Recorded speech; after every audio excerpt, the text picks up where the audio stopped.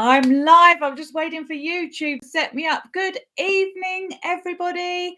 Everyone out there in YouTube land, all of my lovely community that have joined me here through YouTube.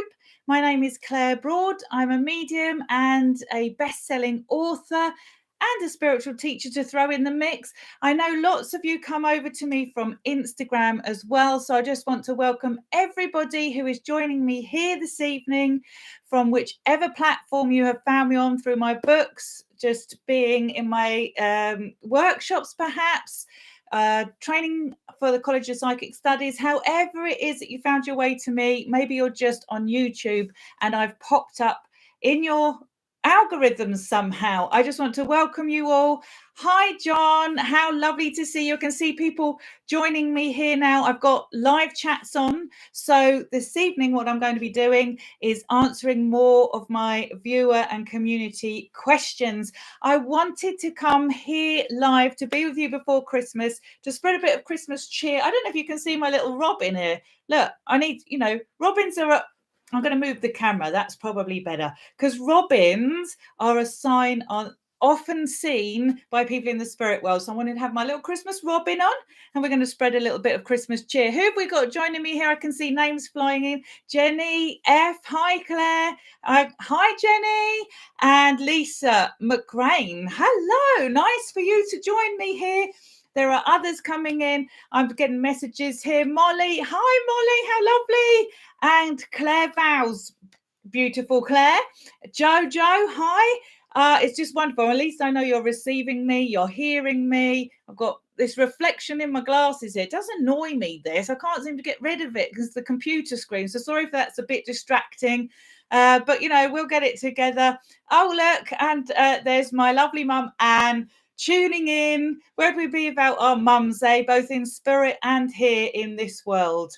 So I wanted to do this live for you before Christmas. I know that many of you will be watching this on catch up, because I'm no doubt you're rushing around trying to get things done on the run up to Christmas. But Christmas is a time when lots of us feel emotionally vulnerable, really, because we find it quite difficult to deal with the fact that Christmas magnifies any sadness that we feel, the loss of loved ones. It heightens our, I suppose, loss, sadness, the emotion. It heightens all your emotions, excitement as well, the high frequency emotions too. But I do these lives so that I can give back to my community. They've got some very loyal followers that are always interested in what I'm up to, which I'm truly humbled by. And I know that many of you wait a long time to see me for readings, or you can't afford readings. My wait list is quite often up to 2 years. And so this is my little way of spreading a little bit of knowledge and insight to my channel's all about awakening, educating, inspiring, motivating.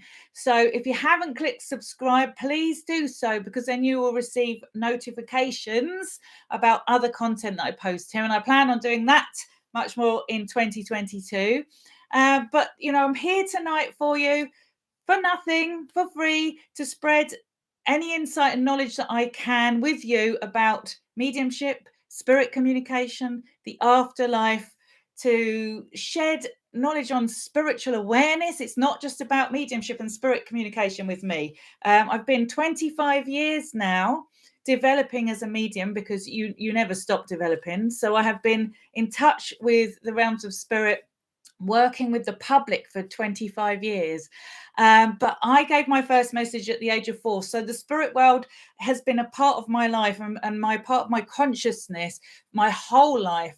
And that has led me to have deep spiritual understanding. It's not just about spirit communication. It's about helping you understand who you are, helping you understand your soul, your indestructible nature, and that you can't die. So I hope in the time that we have here this evening, and whether you're watching me around the world, because I know I have people in the States, people in Australia, people in Europe, all joining me at different times when you can, on different time zones. I just hope that this video gives you something to listen to in your free time, to give you guidance, inspiration, upliftment, motivation, and all things good. Coming to you with love, over the airwaves tonight.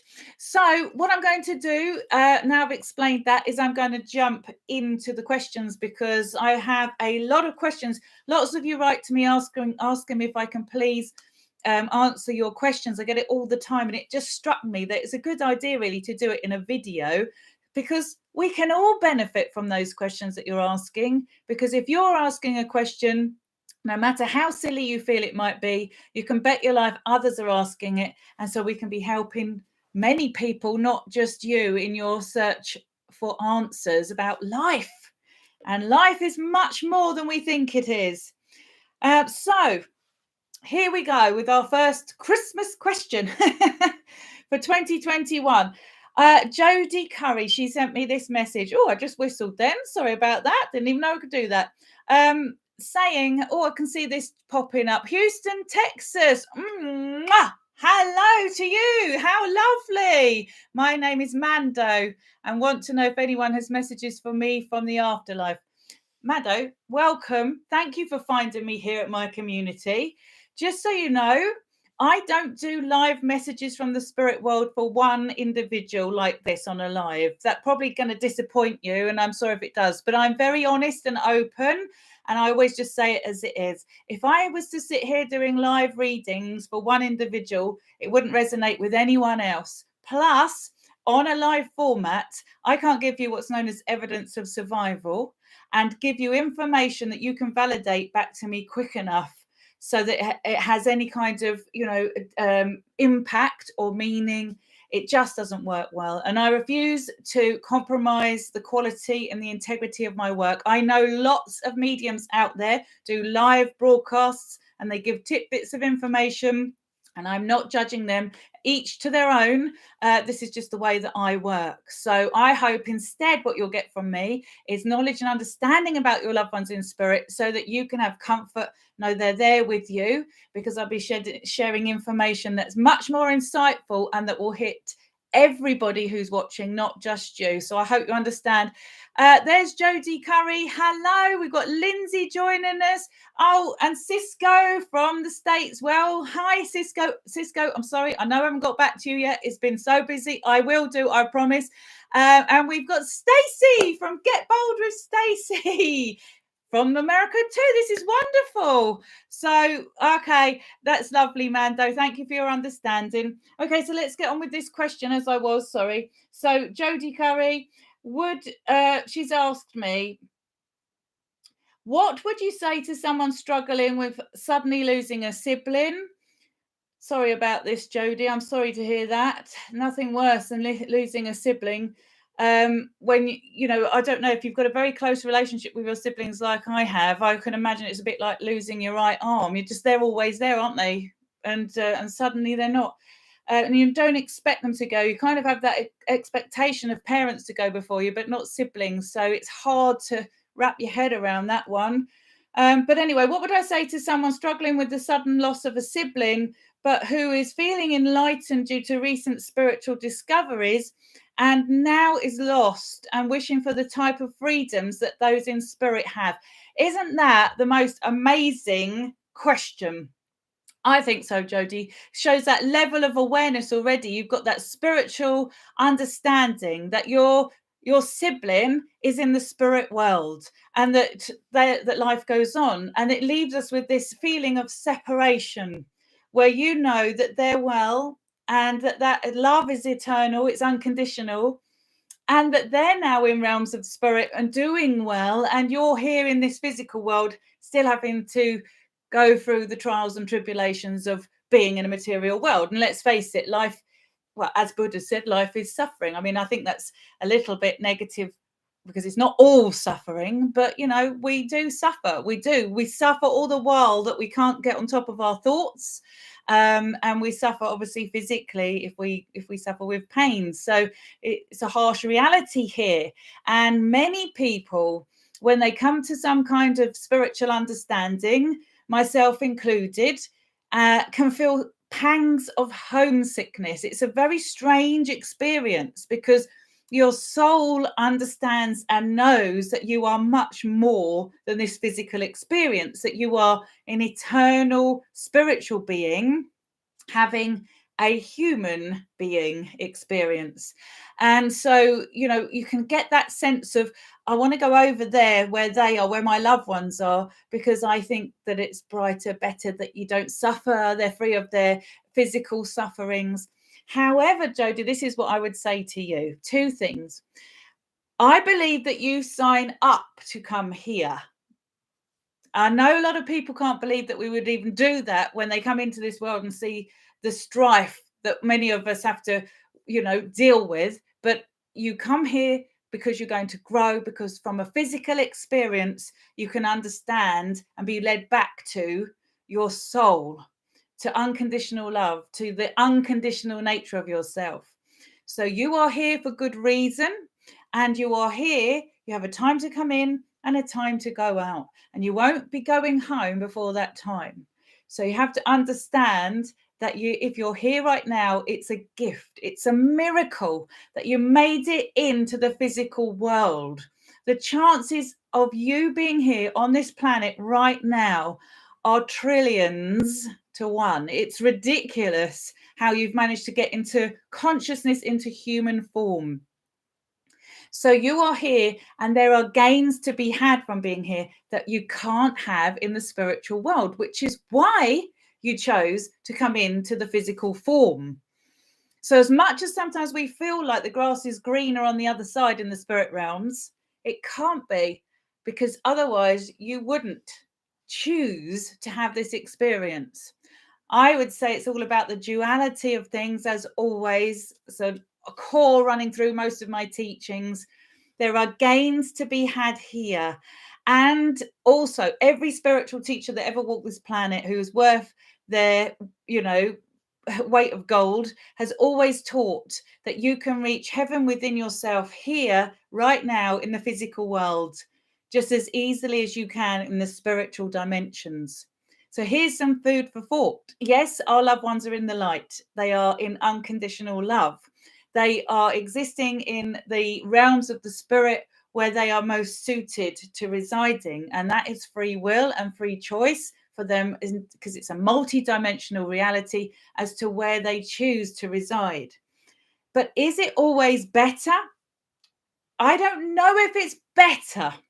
I would say maybe it's around the same for the gains and the losses.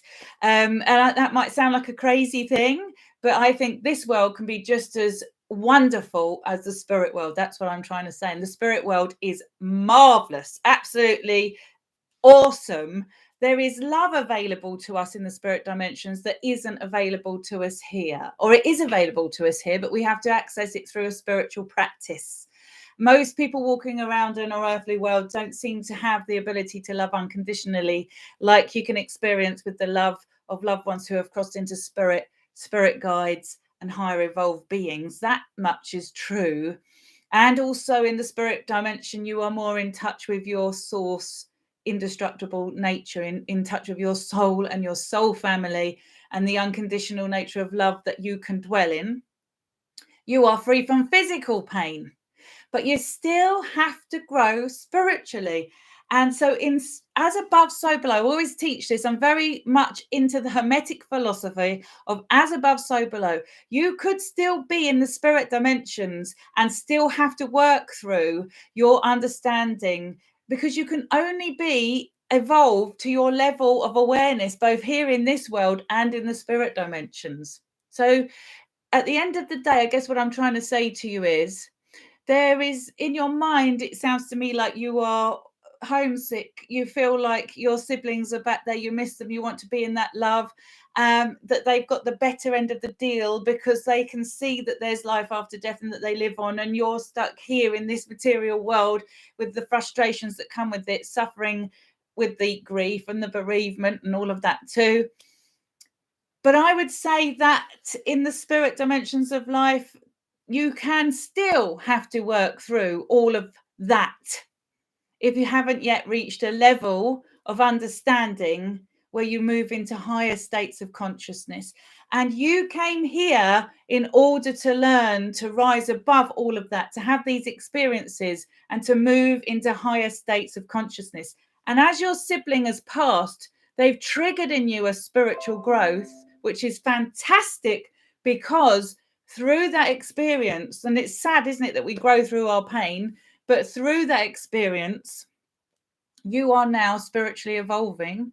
Your consciousness is rising in awareness, and you are simultaneously with your sibling making your way back towards higher and higher states of consciousness, so that when you're in the spirit dimensions, you'll be existing in higher realms of light.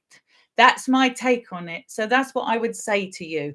As always, when I speak, I don't have all the answers. I'm here in the physical world. Clearly, I am not an ascended master, otherwise I wouldn't be here. And so I can only share my own personal understanding and experience through the contact that I've had with spiritual beings, spiritual teachers, and my own soul knowledge, my own soul wisdom.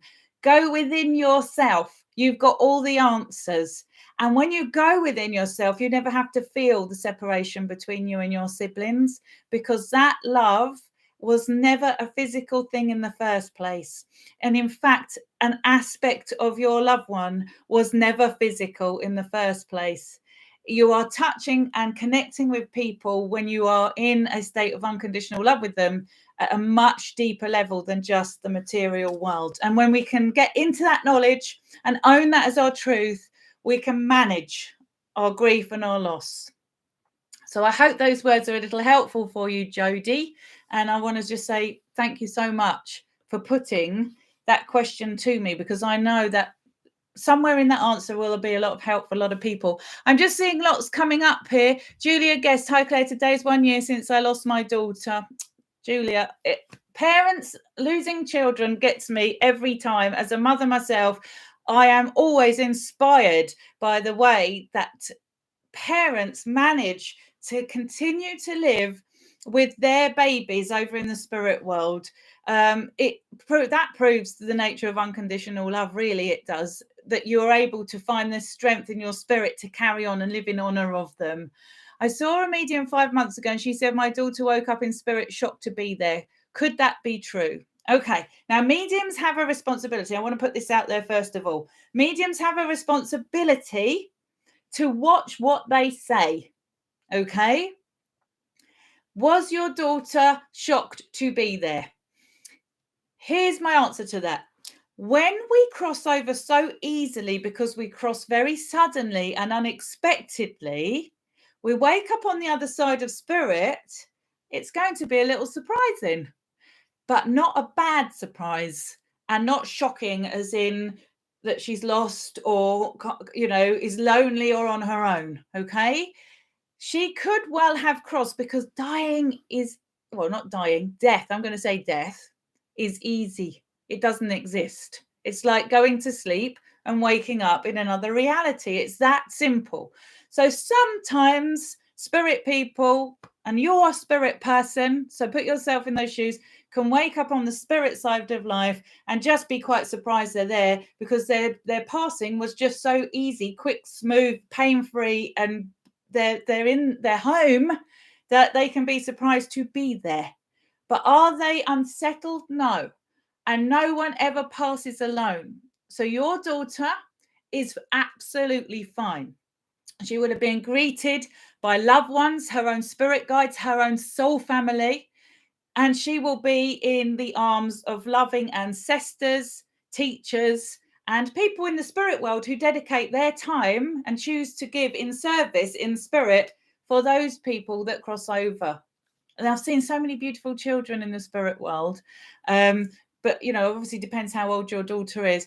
They're just, there's just joyful realms here. So please don't be worried for her. It's just, I wish that the medium had given you the full detailed explanation of why she would have, or he said something like that.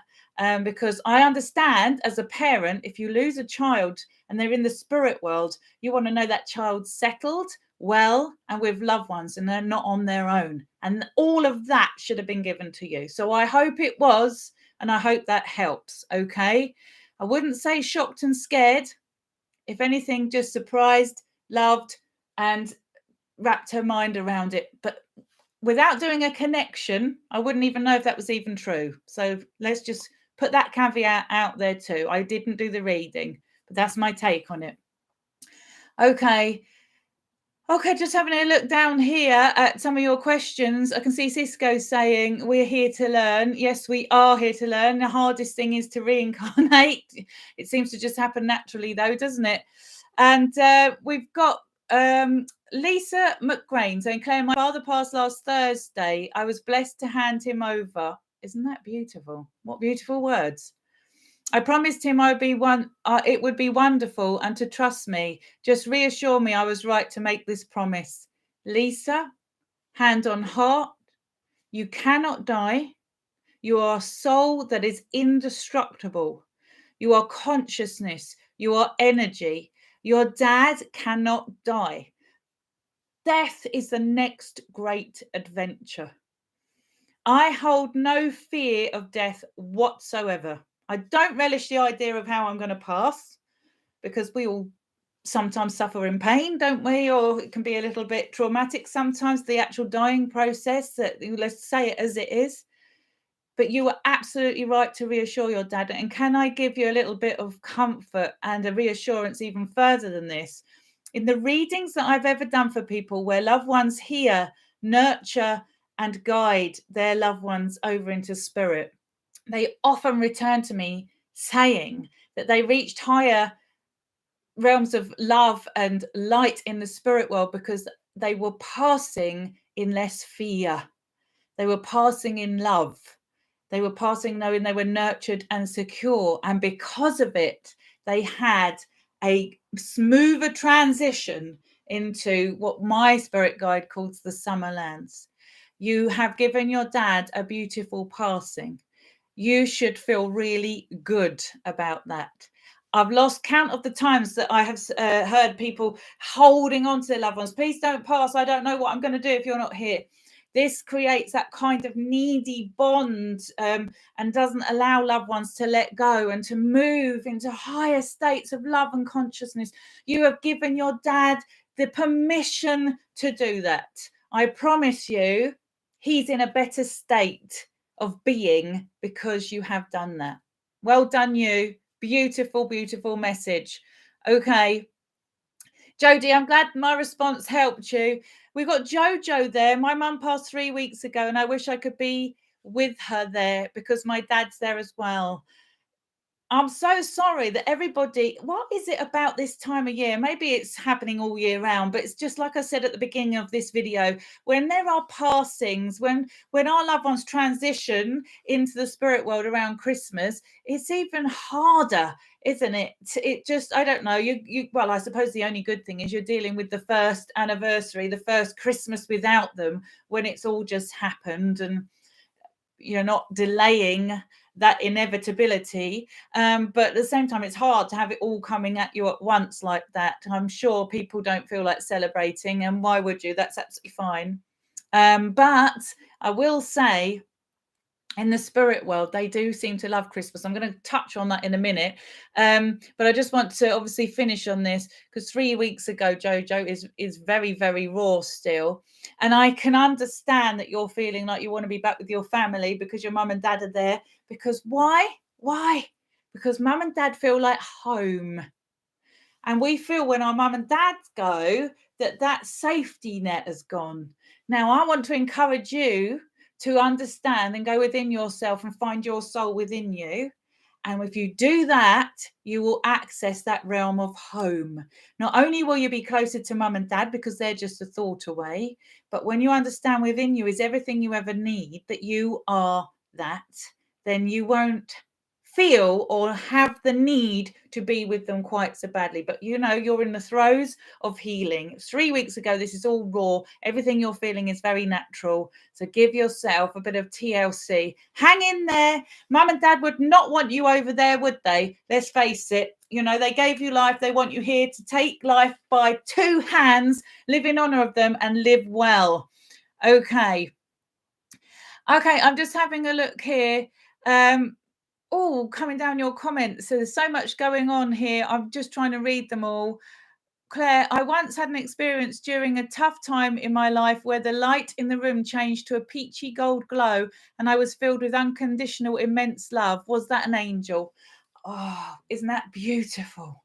Okay, could be angelic consciousness, could be spirit teacher, could be source love coming around you, engulfing you to let you know that you are never alone, that you are that unconditional love. Here's the thing: to experience that unconditional love, you have to become it. You have to feel it within your body. And that tells you that you are it. You are being tapped back into it because of your tough times. You probably were dropping the ego. Now, what's known as an ego death. In other words, when we're going through really difficult times, our mind is really, really busy. And that's what makes us struggle. It puts us in emotional pain, which causes physical unrest and dis-ease in our body.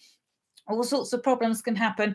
And so we go into what's known as spiritual crisis. Now, I work with a lovely guy called Giles. Hopefully, I'll be able to introduce you to him at some point. But we work with people in spiritual crisis on this very thing, because a lot of people go into spiritual crisis and need that little bit of understanding, help and healing to get back on their feet.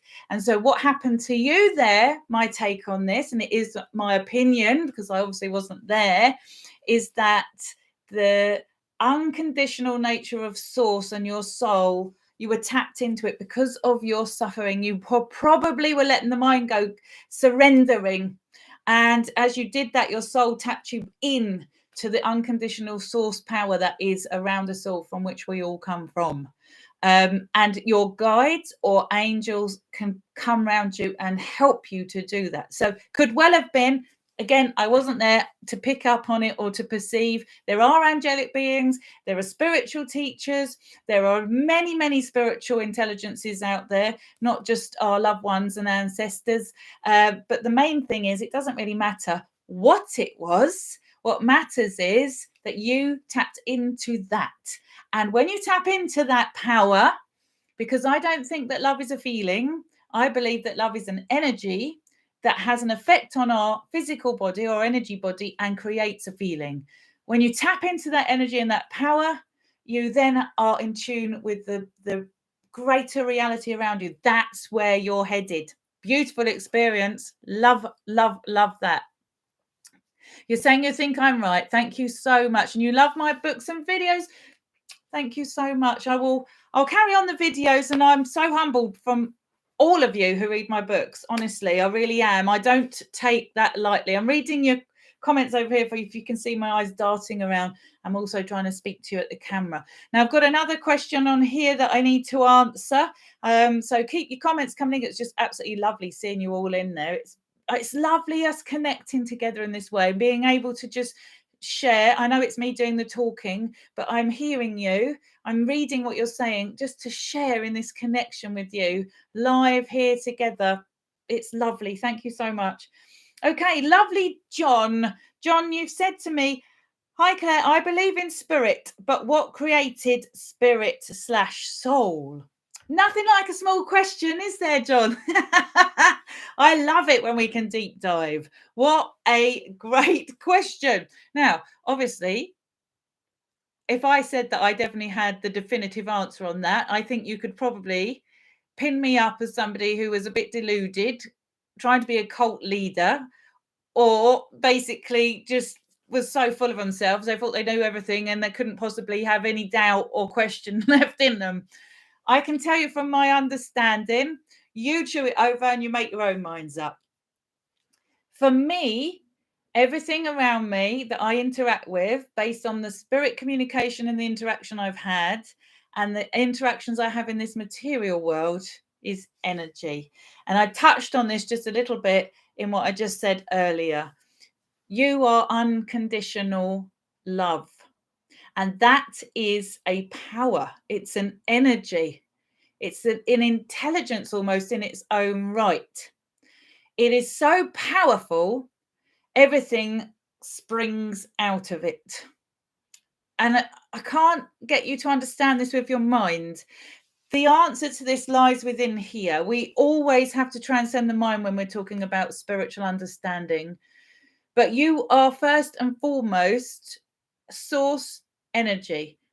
And everything that is then created, the spirit and the physical body, comes out of that. So the way that I look at it, to keep it nice and simple, is that you're a tripart being, a three-part being: physical body, spiritual body, soul. And soul is the essence, the aspect of the totality of unconditional love. There's an aspect of you that is part of that whole. In Hermetic philosophy, it was called the all. I would prefer to call it that. Other people might label it God. I don't know. Sometimes that's very triggering. Entirely up to you. Whatever label works for you. The thing is, it's the unknowable at the end of the day, because if everything comes out of it, then it's beyond everything. And if it's beyond everything and this universe is infinite, well, how are we ever going to totally know it? We're not, but we are an aspect of it, and we are obviously from it. And so because of that, we can know it in our hearts and our soul, really, not with our head. The brain is very limited. Everything gets filtered out in order for us to be able to even conceptualize. Let me tell you how I can make that true.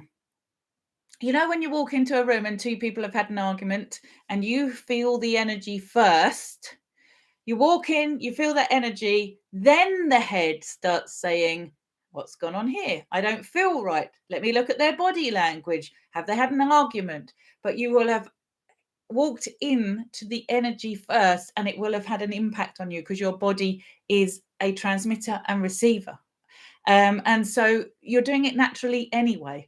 So when you go into that sense and feeling of just being in the atmosphere or the energy around other people, and you're interacting at the energetic level, that energy, which is sometimes called the Holy Spirit, the Great Spirit, whatever, consciousness, 0-point field by scientists, is the aspect from which everything comes out of.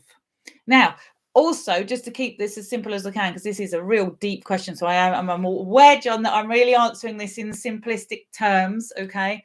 But the scientists, the physicists who are looking at quantum physics and looking at the universe, looking at black holes, looking at how the universe forms, they are beginning to understand that behind all the material world is a reality of information. You might call that consciousness. You might call that spirit. Interchangeable labels. Information. In other words, before the material world is a reality of non-material, of which everything can come out of. So I believe that point of singularity, as the scientists call it, that unconditional source love, is the greatest power that there is, and that everything springs out of it. And from that comes your astral body, your spirit body, and your human body. And within those two bodies, if you like, is housed your soul. Now, remember, these are labels, these are concepts to understand the impossible, really. But listen to my words. Don't let them resonate in the head. Let them resonate here, where you know this to be true because you are it. I hope I've done a good enough job on that, John. That's such a deep question to try and tackle in a little nutshell. But anyway, leads to more questions, which I love. So that's good. Okay, Lisa McGrain, difficult question. I'm on a spiritual journey, and some of the people I've watched who are genuine charge outrageous prices, such as $800 an hour. A living needs to be earned. It feels conflicting. Oh, I love it, because you've gone into the money side of things. Money's an energy. With this world, we have to obviously use our internal radar to see when people are coming from the right place. Now, whether something is worth $800 or not, I haven't got a problem with anybody charging.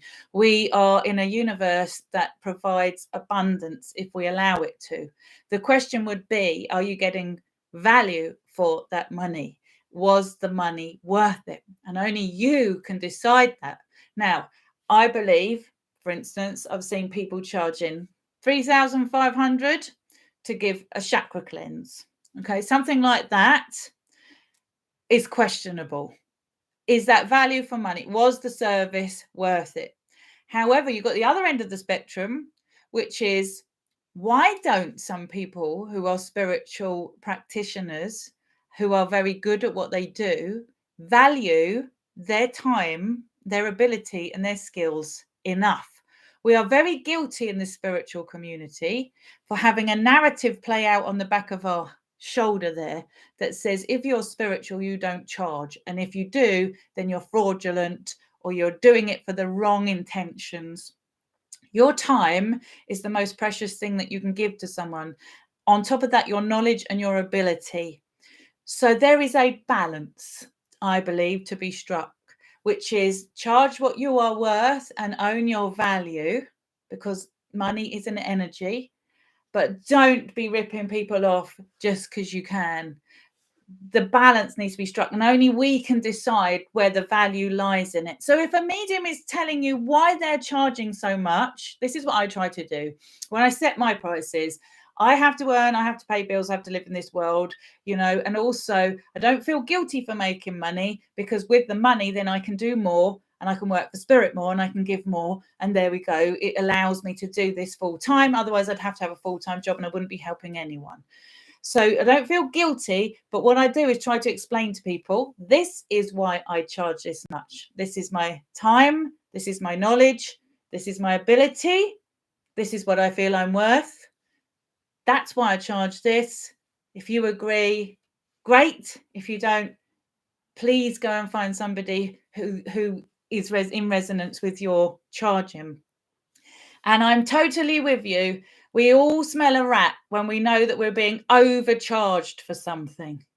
But what I've also learned, and this is such a deep question, I could go on many a time, but it also depends on how much work that medium's doing. So somebody who has got a full-time job, who's able to do a reading, for instance, in the evenings, doesn't need the money to pay their bills because they're doing a full-time job, but can only see so many people, doesn't need to charge as much, and that's the choice they make.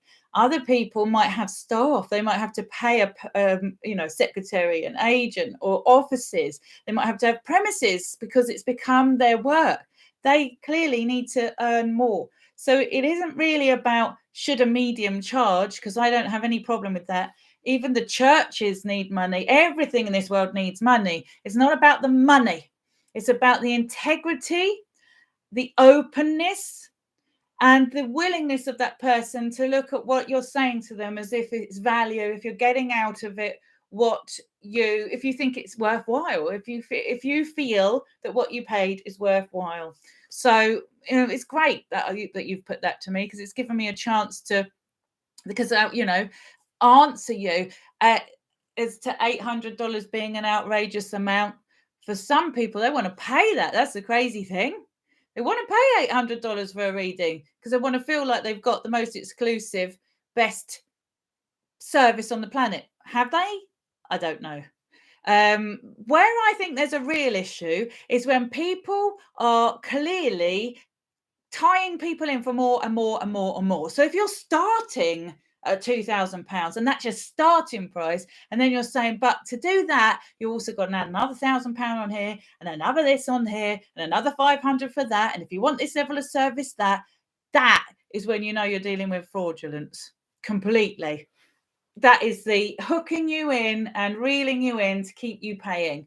It's another reason why I don't really like psychic helplines where you're paying by the minute. That's just my personal view, because it's so easy to become addicted to them. It's all about balance. It just is about balance. I have a 3-time rule. Usually I don't read for people more than 3 times, not unless it's years and years apart, to stop people becoming needy or addicted. The whole point of the service I'm giving is to empower you, to help you get back on your feet, for you to find within you the soul, the knowledge that you're eternal. So you don't need any mediums. It's within you guys. I spend most of my time teaching people to have the connection with spirit for themselves, because I don't want to be the only mouthpiece for you. I want to create the master in you. The best teachers are the ones that create as many masters as possible, not that have all the students. That's where I'm coming from. So all I can do is speak honestly. And if what I say resonates with you, take it. And if it doesn't, you are free. That's the beauty of a spiritual pathway, to make your own mind up and follow your own path. Okay, so Jenny F, do loved ones see family members on the other side before they pass? My granddad reached his hands in the air and looked up with a smile. I hope whatever or whomever he saw gave him comfort. I know there's lots of questions coming in here, guys. I'm really sorry that I'm not able to answer all of them. Just keep at it. You might want to just, keep typing so it comes back up again if I miss it. But anyway, yes, they do. This is known as a deathbed vision. This is so well documented in my book, What the Dead Are Dying to Teach Us. Not trying to plug a book here, just trying to let you know. I've written about the work of Dr. Penny Sartori. She was based in Wales. Maybe she still is. She worked for the National Health Service here in the UK, and she worked with patients who were dying. She was coming from a very scientific point of view, not a spiritual point of view. But what she noticed was the nurses, she was a doctor, or she's qualified as a doctor now. Sorry, I think she was a nurse at the time when her research started. But she noticed that the nurses knew when a person was going to pass over based on the fact they started to see their loved ones coming in. And the doctors didn't have this knowledge. And so she started to do a research program to understand why it was. The nurses were very in tune with the patients based on the fact that they understood that when a patient started to report seeing deceased loved ones, they knew their time was very close to dying. This is so well researched. There are so many cases of this, even the most beautiful cases of where tragically 2 people or more have been in a car accident, and then one dies instantly, but the other one is injured, rushed into hospital, and doesn't have the chance to know that their relative died instantly because they were injured and were taken into hospital and been separated. As they heal, or as they're not healing because they're about to pass, but as they wake up or they become two, they start saying to the nursing staff that they know their loved one already crossed, even though nobody told them. And they know they crossed because they're there with them, telling them they're all right and saying it's okay to let go and to come over. Now, not everybody dies. Some people heal and they're just having what's known as a near-death experience. But deathbed visions, as it's called, and near-death experiences are very interrelated and very, very real. And I get the privilege of people writing to me all the time telling me just that their loved ones saw and started talking about their deceased relatives. And what I find fascinating in this is it's always deceased relatives they see, not the living. And that really adds weight to this, because otherwise you'd think they'd be seeing people around them that are still living that they know if they were just hallucinating. They don't. They're seeing people who have crossed over, who are in the realms of spirit and who are coming around them. You don't die alone. Nobody dies alone. Nobody. You are part of a greater whole where there are guides, teachers, higher evolved beings ready to receive you and your loved ones, because they're just a thought away. You're all interconnected. You can't be on your own. And it sounds too good to be true, but it's just a fact that deathbed visions, near-death experience, mediumship, children that remember past lives, all of these different types of paranormal, if you want, or spiritual experiences are so well researched and documented now. I just don't believe that anyone could just sit and dismiss it anymore, not if they've truly informed themselves. And I've looked at all the research, been involved with all the parapsychologists, as many as I can. Look into the work of Dr. Callum Cooper, for instance, and Chris Rowe at Northampton University. Just one faculty here in the UK that are researching all of the paranormal, parapsychological instances. There is so much out there. The work of Dr. Julia Mossbridge on time and premonitions, the work of Dr. Julie Byshaw at Wimbridge Centre studying mediums, Dr. Ian Stevenson, who's passed now, but researched so thoroughly the children remembering past lives. There is just so much out there, and this is just the tiny bit. You've got Dr. Sam Parnia, who has looked at people who have had near-death experiences, and they're reported what they see. He's saying he can actually prove from his research that we exist beyond the physical world after death, when they call death, for at least 3 minutes, because he's mapped it. You know, there are amazing people out there, credible academic people, who are coming up with the same understanding that the mystical spiritual teachers, the practitioners such as me, have been saying since time began. But for some reason, we feel like we need to have somebody intelligent with a PhD at the end of their name, or maybe a white coat on, to feel comfortable in our times that, you know, we're not being deluded, because we've had a number done on us. And every one of us here that's joining me, I don't believe, if you're joining me on my live, it's because you believe there's something more. That's why you're here. It wouldn't be interesting to you. We know it's not the truth. We know there's something more. You know it in here. Okay. Hi, Roz. How lovely to see you. Oh, okay. I can see loads of people coming in. I'm trying to keep up. Where are the Ghostbusters when you need them? I wish I've lost that thread. Honestly, I would love to. I'm going to have to try and have a look back and see what that means. Well, you know, I'm here actually. I do actually do work in haunted locations. An original Ghostbuster. And actually, if you want, now this is an interesting story, guys. It's Christmas, but this is a Halloween story. That Lloyd Auerbach in the States, who is a parapsychologist, he told me he was actually worked with Dan Aykroyd on Ghostbusters movie, as they spoke to him about research for the movie. How amazing is that? So, you know, it's all for real. I love Ghostbusters. It's an amazing film. Cherry Hopley, thank you so much, Claire. We have a reading book with you in the new year. Oh, Cherry, I'll look forward to that. Thank you so much. How lovely. Okay. Okay. Agnostic atheist is just being rude.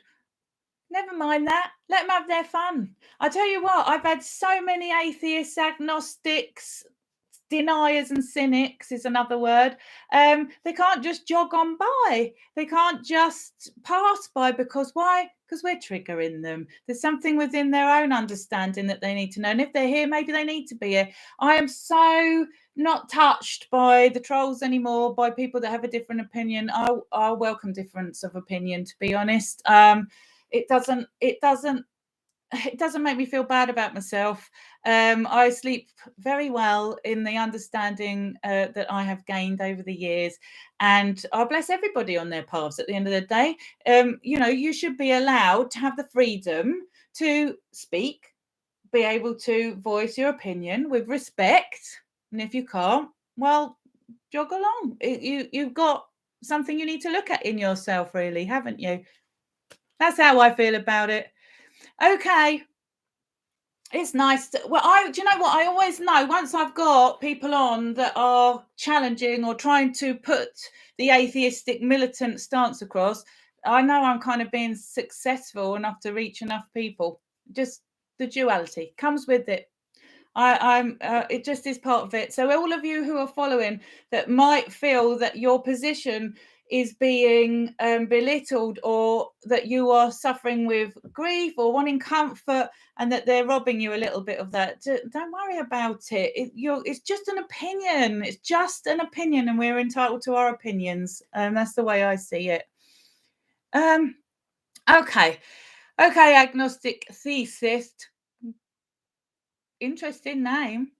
But anyway, can you please be respectful? Otherwise, we will have to just, you know, jog a lot, you know, take everybody off, because this is the joy of lives, isn't it? I just want to make sure that my viewers who are going through difficult times aren't having further difficulties from somebody who might not be being respectful. That's all we need to be, is respectful, don't we? We can all have as many opinions as we like. Okay, let's carry on. So I've got another question here. How are we best placed to ask our loved ones in spirit or our spirit guides for guidance? Do we literally stand there and ask for help? And is it a gut feeling that we are then following their guidance? Okay, well, can I just say, because I can see the conversation thread going through. Don't engage. Do you know what's so interesting? When I'm taught in the work that I do about haunted locations, and when there may be spirit intelligence there that is trying to create some fear or trying to create a negative impact in me, I've been taught just not to engage. My advice to everybody out there is just don't engage. Okay, engage with me. That's all you need to do. Okay, so let me answer this question. How are we best placed to ask our loved ones in spirit for guidance? It's so easy. Get yourself still. It's simple. Simple's the word. Get yourself still. It's not easy to switch off your mind, but try and fall still, get into the moment, and then send your thoughts out.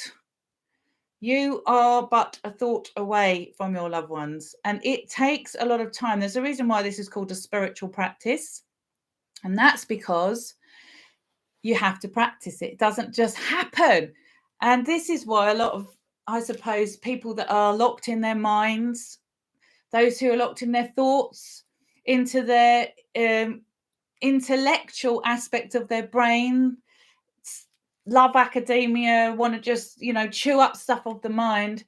They find it really hard to have an experience with this of the spirit of a spiritual nature because they can't get out of the head. They are totally in their mind. The idea is you send the thought out, but then you let that thought go and you go into feeling, into being out of mind into being, and then allow the communication to come through. It could be inspiration, it could be a thought, it could be a feeling. Mostly it's feeling, and then we conceptualize. So just allow that communication to happen without overthinking it. The minute you're thinking, we should all question communication and follow the evidence. All of us should. There's a difference between being open-minded and doubting, and part of the spiritual pathway is to doubt. Absolutely. People that are questioning and doubting are growing. The problem I have with religion is it dictates to people. It tells them what to think, tells them how to behave, doesn't allow them to question, and then therefore they're not growing. So spiritual practices require doubt, and that's part of the process. So you will sometimes send your thoughts out to your loved ones, have an experience, question it, and doubt it. That's part of the process. But don't just throw baby out the bathwater. See how you're feeling. If you received an insight, was it some information that you didn't know? Did you see some symbolism that you don't understand? Were you given some feeling that made you feel good? Did you feel unconditional love? Did you feel peace? If you feel better for doing this, where's the harm in you sending your thoughts out if it's helping your mental and spiritual well-being? There isn't any. So your loved ones are a thought away. Send your thought out to them. And then don't hold any expectations about what kind of response you're going to get. When you're needy or anxious or, desperate, you're blocking it. A two-way conversation, communication, it's not a conversation, is it? It's a communication, is felt and experienced through, yes, your instincts, your gut, your intuition, but more than that, through your physical body. The heart has an electromagnetic field of around 2 meters around it, and it's usually the first to respond or feel or sense energy. So talking about the science again, the Institute of Heart Math have done a lot of research on hearts where they've wired them up, and people have known whether an image that is pulled up on a random computer has been threatening or is kind well before the image even came up on the screen. So your heart has a level of intelligence that goes beyond the brain and understanding.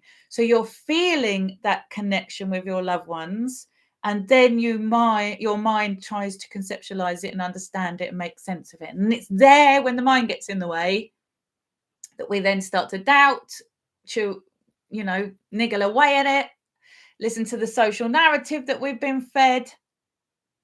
and we don't go into experience. And experience is where truth lies. Everything that you experience in this whole world is for your consciousness and your experience. Okay, we've been nearly an hour at this now. I know I'm going to have to come to an end soon.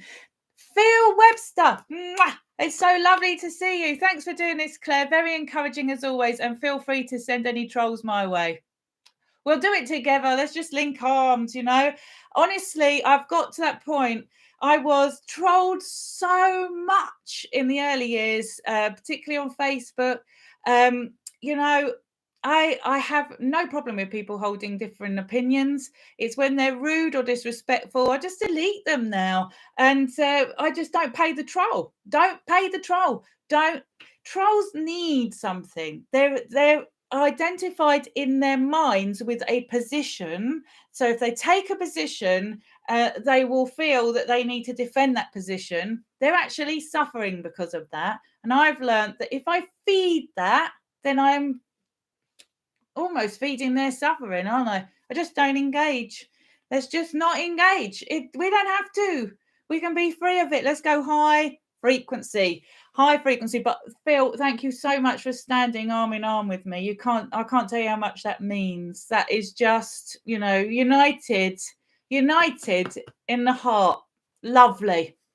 Okay. Lindsay, can we have too many readings? It's lovely to see you, Lindsay. Can we have too many readings with a medium? Do our loved ones mind us connecting with them lots? I connect with my darling brother in spirit every day and he doesn't always respond. I'm not laughing because he doesn't respond. I bet he is responding. It's just, it's that idea in my head, Lindsay, of him thinking, oh, no, not you. Give me a day off. Who knows? They might well think that, but they don't have time like we do they? So, yes, you can have too many readings with a medium. That's why I have a 3-time rule, because I'm trying to make sure that people don't have loads and loads and loads of readings. Why can you have too many readings with a medium? Not because of anything to do with the spirit world. When you ask, they are there. They love you. They come in connection and love, and so they will be there for you. They don't have time.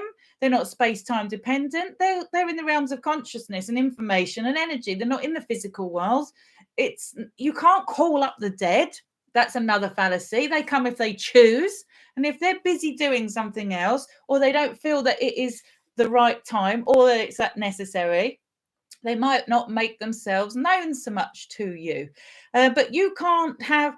the reason you can have too many readings is nothing to do with the spirit dimensions of life and everything to do with your own mental well-being and where you're at. If you're putting your power in the hands of a medium, and the medium can only tell you so much before it becomes no longer necessary to have a reading, because we can't bring a loved one back. So if the medium's given you enough information that satisfies your mind that your loved one's going on and that you can't die, then there comes a point when you have to then become that truth within yourself. And I think that mediums hold a responsibility to make sure their clients aren't constantly coming back for readings. This is where you can say, as to money, that, you've got to question someone's integrity. Again, it's not money that's a bad thing, because we can do great things with money, and it is just an exchange of energy. It's the integrity and the intention on behalf of the medium. So the medium is there to be a holistic practitioner. They're there to help you on your pathway to healing. And if you are healing, and if the medium is doing their job well, you won't need lots of readings. Yes, it's lovely to check in with your loved ones every so often. I do that. But you can have too many readings where you are, again, desperate to hear, because you are putting the power, your healing, in someone else's hands, and you're only feeling better when you speak to somebody else about your loved one. So in my view, yes, you can have too many readings, but it isn't because you're irritating your spirit loved ones. And in fact, my experience of it is completely the opposite. Is the spirit loved ones are the ones constantly coming to try and let you know you're okay. And did you know, in the first 3 to 6 months, research has shown that your loved ones in spirit will try to come through to you direct. It isn't through mediumship. Mediumship has to be learned by your loved ones in the spirit world. So, they're the ones that are trying to get your attention flickering the lights, bringing the smells, contacting you in dreams, appearing, feeling them around you. They're choosing to come around you. Over time, that all settles down as they settle into their new, domain, residence. And that's the way it should be, a healthy exchange. So that's my answer to that. I think people might be interested in hearing about those in spirit communicating with us using signs. I will definitely do that, Maria. I think I might leave that, because that's a big subject, to a New Year YouTube live, because I think that that is a great one. And the good thing about signs is we can all do it. Mediumship needs to be learned. Spirit communication is a spiritual practice that needs to be developed over time. But signs is around us all, aren't they? Stacey saying, I appreciate your level of kindness and higher energy, Claire. You speak of things I've always known, and it is so refreshing to hear I'm not alone. You're definitely not alone, Stacey. More and more and more people are coming to this level of understanding. There is a shift with the invention of the internet and the fact the world is connecting, and we are finding our tribe, our community. We are realizing many of us now hold this information. We're not alone. It seems like we are, because we might be the only one in our family unit for some of us, but you're really not. So it's lovely that you can find a community where you're free to share and to be here to do that. So I really appreciate that. Best regards from Poland. Oh, it's so lovely to see you, Paulina. This is what I mean. We're connected all over the world. This is the beauty of what we do. It far outweighs any negativity, if you ask me.